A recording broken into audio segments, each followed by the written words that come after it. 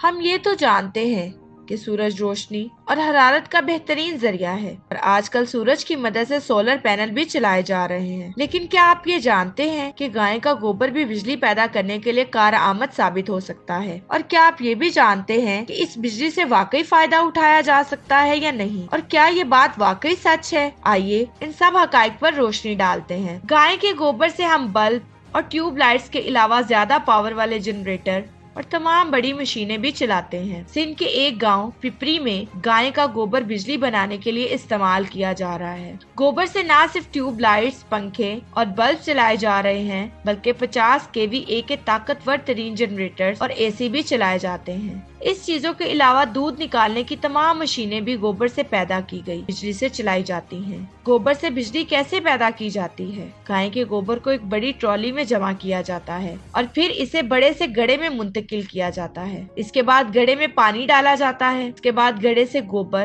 اور پانی نکل جاتا ہے، لیکن گیس جمع ہو جاتی ہے۔ اس گیس کو لوہے کے پائپس میں بھر کر جنریٹر چلائے جاتے ہیں۔ ایک ٹرالی گوبر سے 20 گھنٹے تک جنریٹر چلایا جا سکتا ہے۔ یہ ٹیکنالوجی کن لوگوں کے لیے فائدہ مند ہے؟ کیا آپ یہ جانتے ہیں؟ یہ ٹیکنالوجی نئی نہیں بلکہ بھارت میں کئی سالوں سے گوبر سے بجلی پیدا کی جا رہی ہے۔ پاکستان میں اس عمل کا شروع ہونا خوش آئند ہے۔